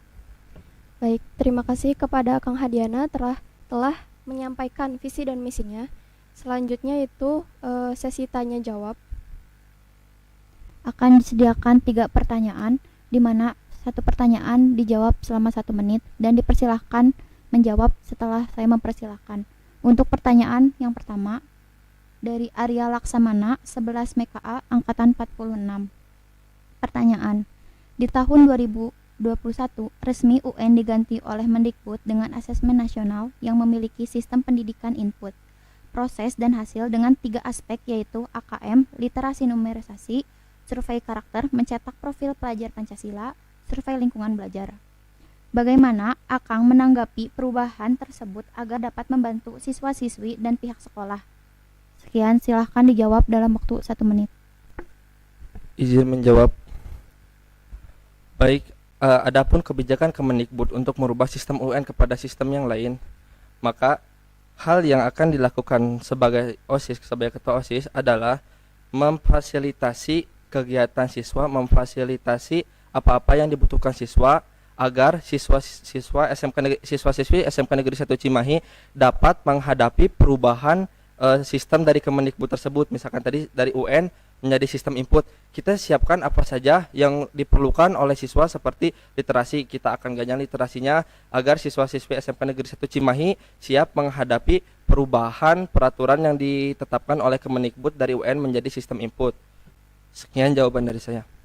Siap, terima kasih kepada Kang Hadiana. Lanjut pada pertanyaan nomor 2. Baik, pertanyaan nomor 2 dari Kang Puji Aldiansyah, 12 TIA 45. Pertanyaannya, apa sebetulnya peran OSIS di sekolah? Karena ada juga siswa yang kurang paham sehingga menuntut OSIS melakukan sesuatu yang di luar kapasitas OSIS. Jadi, apa pemahaman Akang tentang peran OSIS di sekolah? Waktu menjawab 1 menit, dipersilakan. Baik, izin menjawab. OSIS adalah sebuah organisasi di tingkat sekolah menengah pertama dan sekolah menengah atas yang dimana kepengurusannya tersebut dipilih dari siswa-siswa yang dipercaya menjadi pengurus OSIS. Adapun OSIS memiliki pembina yang ditunjuk dari guru. Maka saya memandang di sini OSIS sebagai organisasi yang memfasilitasi kegiatan di sekolah baik bagi siswa maupun warga sekolah untuk mencapai tujuan bersama. Jadi OSIS di sini membantu menyelenggarakan, ikut memfasilitasi apa-apa yang dibutuhkan siswa dalam penyelenggaraan kegiatan baik formal maupun non formal di sekolah ini. Cukup? Siap, cukup. Baik. Selanjutnya silahkan dipilih antara nomor 1, 2, 4, dan 5. Saya memilih nomor 2. Pertanyaan nomor 2 dari Tazkiyah Hilman Azahra dari 10 Toibe angkatan 47. Pertanyaan: bukti dan alasan apa yang meyakinkan Akang merasa layak menjadi ketua OSIS? Waktu menjawab 1 menit dimulai dari sekarang. Izin menjawab. Baik, saya merasa layak menjadi ketua OSIS adalah karena saya merasa saya memiliki kelebihan daripada calon-calon yang lain. Kelebihan apa itu? Saya adalah tipe orang Saya adalah orang yang memiliki banyak pengalaman di luar sekolah. Saya ikut organisasi, saya ikut yayasan, saya ikut dalam struktur organisasi dan juga pelayanan masyarakat. Juga saya memiliki banyak pembina-pembina dari kalangan orang-orang berilmu. Jadi saya rasa apa saja yang saya lakukan itu lebih terarah dan lebih terbina oleh pembina-pembina saya. Adapun pembina-pembina saya juga itu adalah dari orang-orang berilmu lulusan Madinah. Beliau juga merupakan orang-orang yang berakhlak baik, sehingga saya yakin dengan dibina oleh mereka-mereka ini, maka saya dapat menjadi calon ketua OSIS yang memiliki keunggulan dalam bidang ini. Baik, terima kasih. Baik, terima kasih kepada Kang Hadiana Nasrullah yang telah menyampaikan visi misi dan telah menjawab pertanyaan audiens dengan baik. Silahkan untuk meninggalkan ruangan.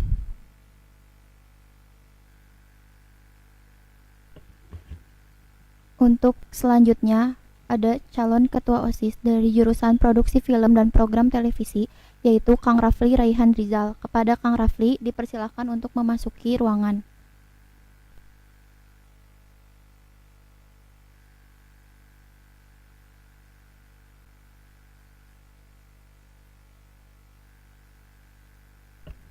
Baik, untuk Kang Rafli, pada sesi kali ini adalah sesi memperkenalkan diri dan penyampaian visi misi serta menjawab pertanyaan dari audiens.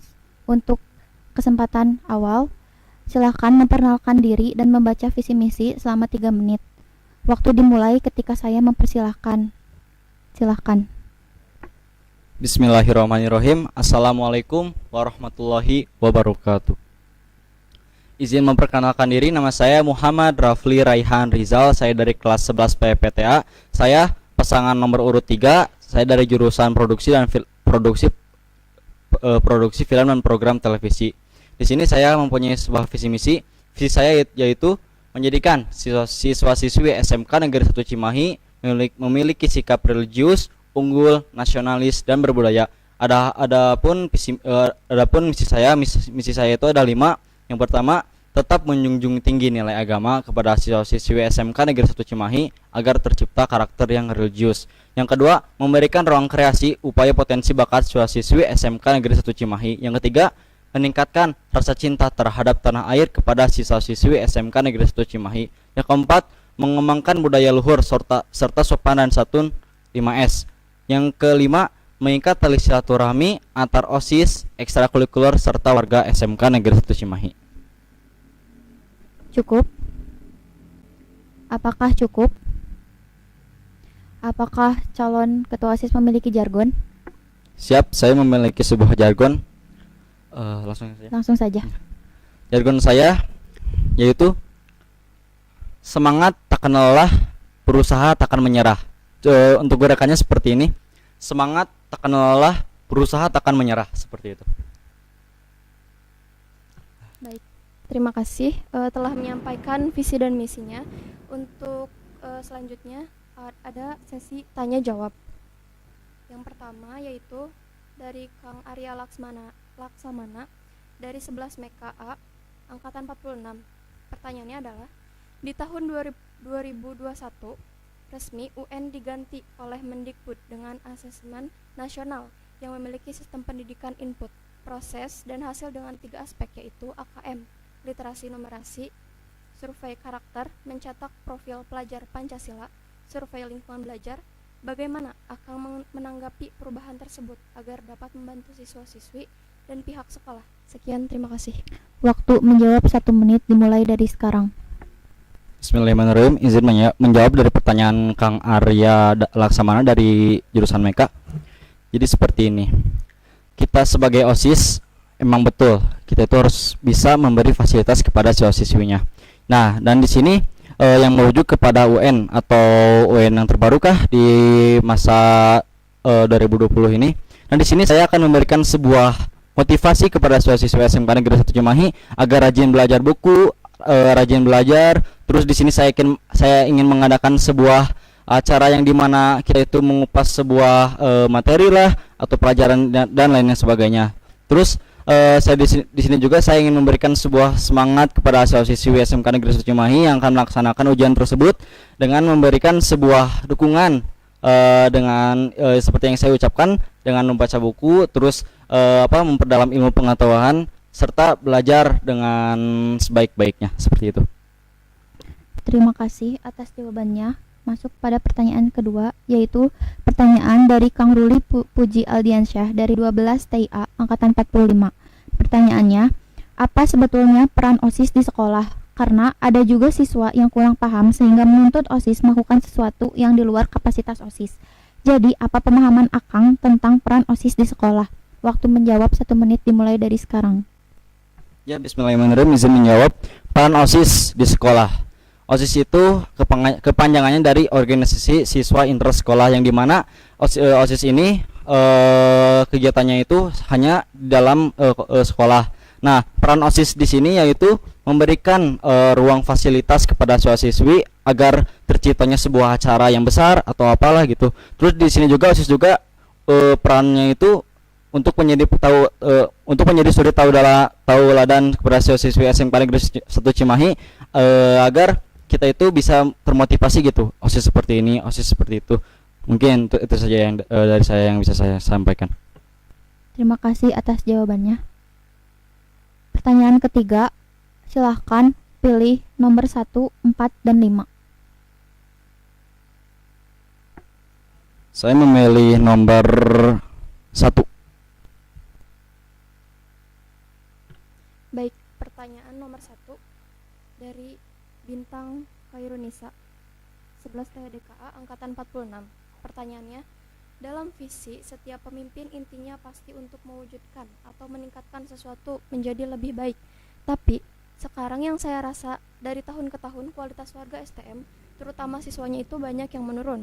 Pertanyaannya, kualitas banyak siswa yang menurun dari tahun ke tahun adalah kesalahan siapa?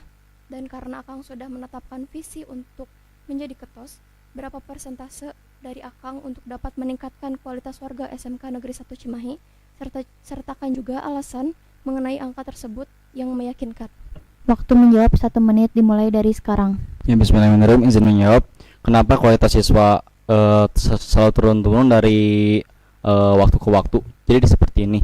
Jika kualitas seseorang atau siswa menurun itu tergantung dari kepemimpinannya atau bagaimana cara OSIS mendidiknya. Dan di sini saya akan melihat ke belakang terlebih dahulu bahwasanya apa yang kurang, apa yang lebih, apa yang kurang saya hilangkan, apa yang baik saya bawa. Dan di sini saya bisa mengevaluasi untuk diri saya dan untuk kami juga sebagai CPO bahwasanya agar kita itu lebih baik dari yang sebelumnya, harus bisa mencontohkan yang baik kepada siswa-siswi yang lainnya atau adik kelas yang lainnya. Nah, dan di sini saya mempunyai beberapa presentasi kenapa saya yakin. Nah, di sini saya tidak bisa mempresentasikan hal tersebut dikarenakan dikarenakan saya belum menjabat menjadi ketua. Nah, di sini insya Allah jika saya menjabat menjadi ketua, insya Allah untuk kedepannya saya ingin menambahkan kualitas siswa-siswi SMK Negeri 1 Cimahi. Terima kasih kepada calon ketua OSIS atas nama Arif Rahmawan. Apakah ada kata-kata terakhir untuk menutup? Ya, di sini saya mempunyai kata-kata terakhir yang dimana itu bisa memotivasi bagi diri saya dan para audiens, yaitu menjadi pribadi yang mengedukasi, bukan mencari sensasi. Satukan jiwa, satukan raga, siap mengabdi kepada bangsa dengan atas nama SMK Negeri 1 Cimahi. Ingat, dan yang terakhir, jangan golput. Baik, terima kasih kepada Kang Rafli Raihan Rizal. Nah, selanjutnya Kang Rafli boleh meninggalkan ruangan. Dan selanjutnya calon ketua OSIS dari Teknik Elektronika Industri, Kang Arif Rahmawan, dipersilahkan untuk memasuki ruangan.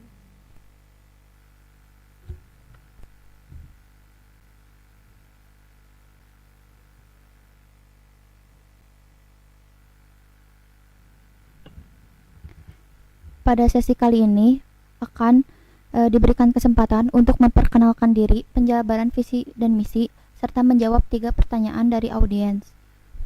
Untuk yang pertama yaitu memperkenalkan diri dan pembacaan visi dan misi. Setiap menjawab akan diberikan waktu 3 menit untuk visi misi, dan dimulai saat saya mempersilahkan. Untuk pembacaan visi misi dan perkenalan diri dimulai dari sekarang.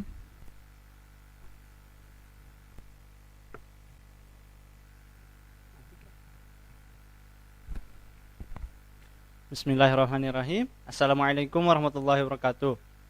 Izin memperkenalkan diri. Nama saya Arif Rahmawan dari kelas 11 Teknik Elektronika Industri A. Sini saya adalah calon ketua OSIS nomor urut 4.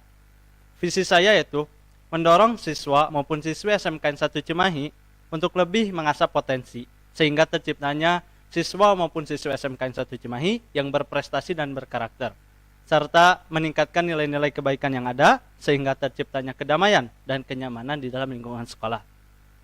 Misi saya ada 3. Yang pertama yaitu mengadakan program edukasi untuk meningkatkan prestasi siswa maupun siswa SMK 1 Cimahi dalam melalui kerja kelompok bersama di setiap kelas. Yang kedua yaitu meningkatkan dan mengeratkan budaya 5S yang diantaranya senyum, salam, sapa, sopan, dan santun agar semua siswa maupun siswa SMK 1 Cimahi memiliki tata cara bersosial yang baik. Dan yang ketiga yaitu mengadakan kegiatan yang dapat mengasah kekreativitas siswa maupun siswi SMK 1 Cimahi. Sekian.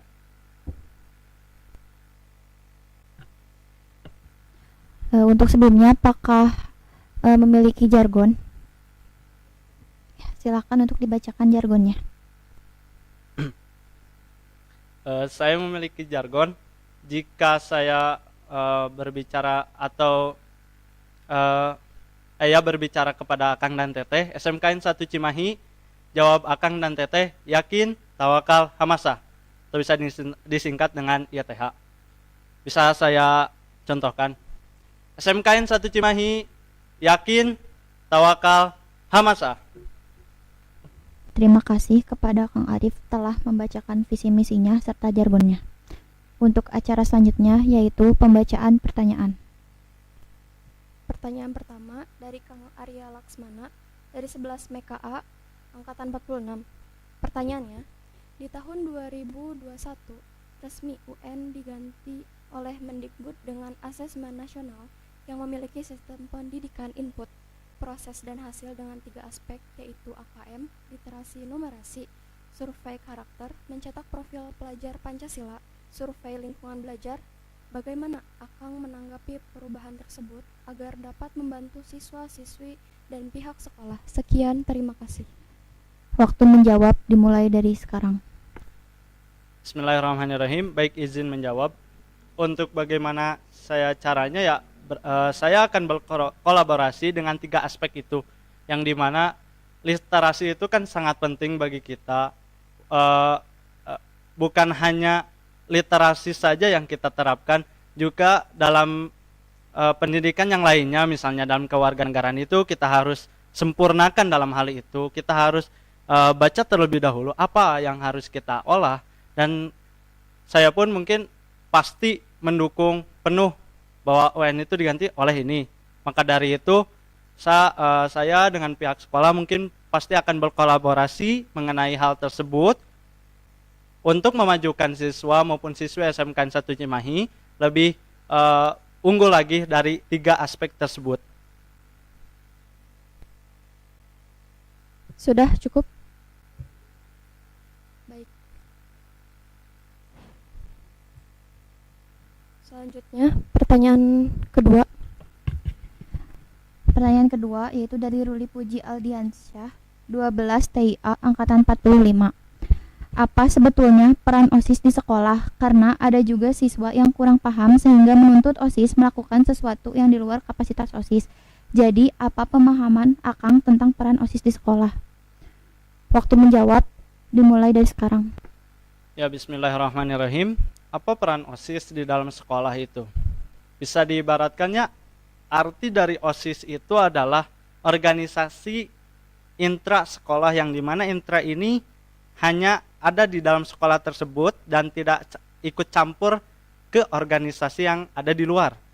Sehingga peranan OSIS ini yaitu menampung atau menjalankan proker-proker yang terbaik, yang unggul, dari aspirasi-aspirasi warga STM atau warga sekolah yang ingin mengajukan hal yang terbaik untuk mereka, dan kita kerjakan secara seksama dan benar untuk bisa tercapai suatu aspirasi tersebut.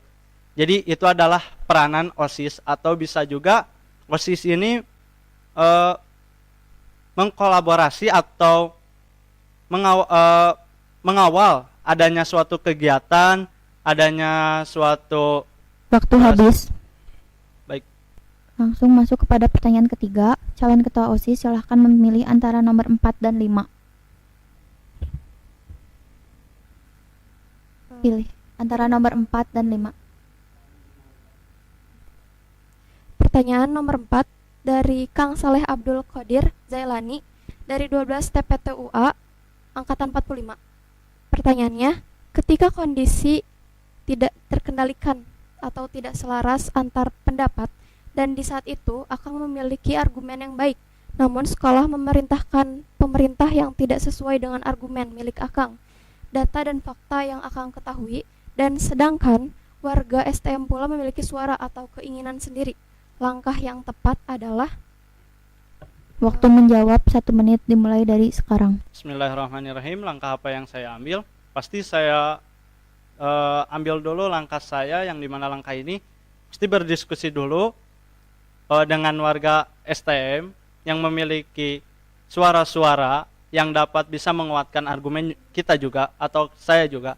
Jadi ketika kita berargumen juga dengan pihak sekolah, pasti kita juga akan mendapatkan keunggulan atau kelebihan karena kita berdiskusi terus-menerus untuk bisa menjalankan suatu harapan yang mereka inginkan, dan melalui saya meluruskan lagi atau memberikan argumen supaya hal tersebut bisa tercapai oleh saya dan warga STM. Sekian. Baik, terima kasih atas jawabannya. Untuk Kang Arif, apakah ada kata-kata terakhir sebagai penutupan? Untuk warga STM semuanya, ayo pilihlah pemimpin yang baik, yang sesuai dengan keyakinan, yang sesuai dengan bagusnya kualitas. Dan saya harap warga STM ini tidak ada yang golput, karena ini adalah hal yang penting untuk sekolah maupun untuk kita semua. Salam persatuan. Baik. Terima kasih kepada Kang Arif Rahmawan telah menyampaikan visi misinya dan juga menjawab pertanyaan audiens dengan baik. Untuk Kang Arif Rahmawan dipersilahkan untuk meninggalkan ruangan.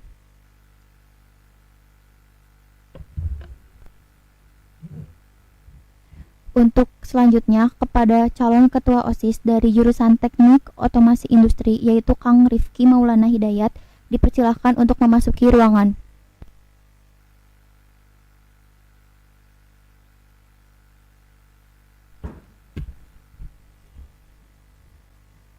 Pada sesi kali ini, yaitu calon ketua OSIS memperkenalkan dirinya serta menjabarkan visi misinya dan menjawab 3 pertanyaan dari audiens. Untuk sesi yang pertama, yaitu sesi memperkenalkan diri dan menjabarkan visi misinya selama 3 menit. Waktu dimulai ketika saya persilahkan menjawab. Waktu dimulai. Assalamualaikum warahmatullahi wabarakatuh. Perkenalkan, nama saya Rifki Maulana Hidayat. Saya dari jurusan Teknik Otomasi Industri A. Visi saya adalah mewujudkan SMK Negeri 1 Cimahi menjadi sekolah yang religius, disiplin, cinta tanah air, dan tanggung jawab. Misi saya yaitu 1. Meningkatkan keimanan dan ketakwaan serta rasa toleransi siswa-siswi SMK Negeri 1 Cimahi. 2. Menumbuhkan rasa kepedulian siswa-siswi SMK Negeri 1 Cimahi terhadap lingkungan. 3. Mewujudkan lingkungan yang tertib, bersih, dan sehat. 4. Mengembangkan rasa cinta tanah air dan bangsa. 5. Meningkatkan tali silaturahmi antar OSIS, ekstrakurikuler, serta seluruh kalangan yang ada di SMK Negeri 1 Cimahi. Terima kasih. Terima kasih atas jawabannya. Lanjut saja pada pertanyaan yang pertama. Baik, pertanyaan yang pertama yaitu dari Kang Arya Laksamana dari 11 MKA angkatan 46. Baik, pertanyaannya yaitu di tahun 2021 resmi UN diganti oleh Mendikbud dengan asesmen nasional yang memiliki sistem pendidikan input, proses dan hasil dengan 3 aspek yaitu AKM, literasi numerasi, survei karakter, mencetak profil belajar Pancasila, survei lingkungan belajar. Bagaimana Akang menanggapi perubahan tersebut agar dapat membantu siswa-siswi dan pihak sekolah? Sekian, terima kasih. Assalamualaikum. Untuk jawabannya 1 menit dimulai saat dipersilahkan. Waktu dimulai. Assalamualaikum warahmatullahi wabarakatuh. Izin menjawab. Dengan adanya perubahan UNBK dengan yang sekarang, yaitu dengan beberapa aspek, saya akan mewujudkan aspek-aspek tersebut, yaitu dengan pertama melalui sikap, karena sikap tersebut yang mempengaruhi beberapa kriteria kelulusan seperti cintanya kepada tanah air, yaitu dengan cinta tanah air kita bisa menjadikan sikap-sikap kita menjadi yang lebih baik. Juga religius kita bisa mencontohkan selalu berdoa sebelum belajar, itu juga menjadi tolak ukur sebagai religius. Terima kasih. Terima kasih atas jawabannya. Pertanyaan kedua dari Kang Ruli Puji Aldiansyah 12 TIA angkatan 45. Pertanyaannya, apa sebetulnya peran OSIS di sekolah? Karena ada juga siswa yang kurang paham sehingga menuntut OSIS melakukan sesuatu yang di luar kapasitas OSIS. Jadi, apa pemahaman Akang tentang peran OSIS di sekolah? Waktu menjawab 1 menit dimulai dari sekarang. Assalamualaikum warahmatullahi wabarakatuh. Izin menjawab. OSIS adalah organisasi siswa intrasekolah, yaitu intra adalah di antara siswa dan juga antara sekolah. Jadi menurut saya organisasi OSIS ini sangat membantu dan juga untuk mewujudkan aspirasi-aspirasi yang telah ditampung di MPK, dan juga OSIS akan membuat proker-proker sesuai bidangnya masing-masing, dan juga akan menanyakan aspirasi-aspirasi yang akan dilaksanakan oleh OSIS kepada MPK. Terima kasih.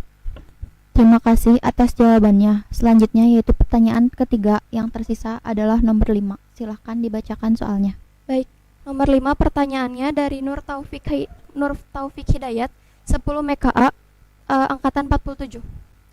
Saya kemarin lihat berita di media bahwa anak STM ikut demo. Saya juga lihat di Instastory dan WA ada siswa SMK Negeri 1 Cimahi yang ikut demo. Kita juga tidak tahu ke depannya akan ada demo atau tidak. Jika seandainya ke depannya ada demo, bagaimana cara Akang membantu pihak sekolah agar siswa STM atau SMK Negeri 1 Cimahi tidak mengikuti acara demo tersebut? Terima kasih. Waktu menjawab 1 menit dimulai dari sekarang.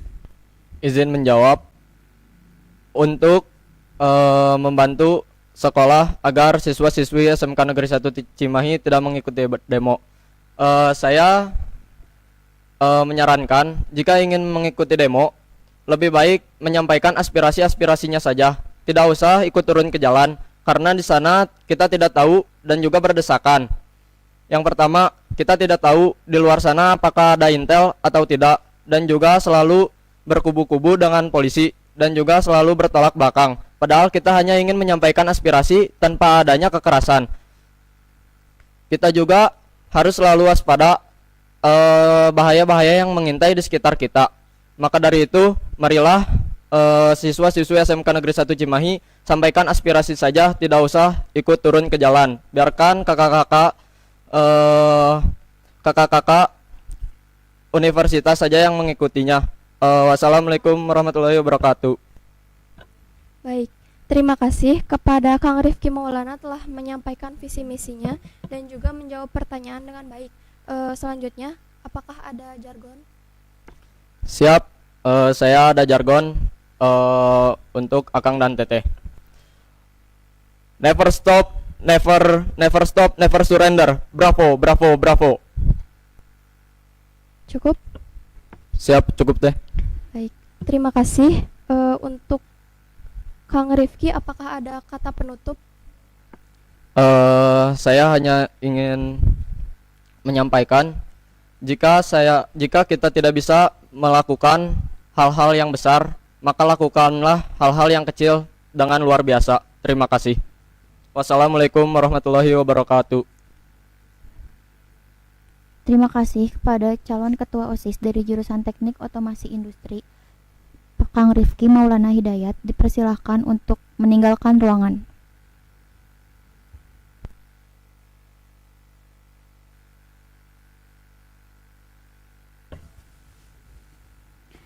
Alhamdulillahirabbil alamin, acara demi acara telah kita lalui dengan lancar.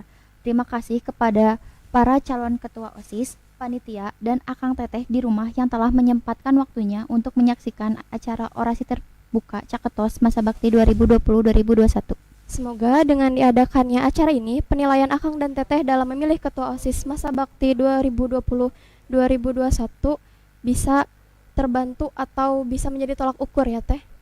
Dan untuk diingatkan kembali ya kepada Akang Teteh untuk tidak golput dalam memilih, serta pilihlah yang terbaik di hati Akang dan Teteh. Dan untuk KPUP-nya sendiri atau pemilihannya sendiri lewat LMS, diingatkan kembali lewat LMS yang biasa Akang dan Teteh gunakan. Ya, jadi tetap pantau ya IG MPK. Lalu kami selaku MC izin pamit undur diri. Mohon maaf apabila terdapat kesalahan, baik yang disengaja maupun tidak disengaja. Sekian. Wassalamualaikum warahmatullahi wabarakatuh.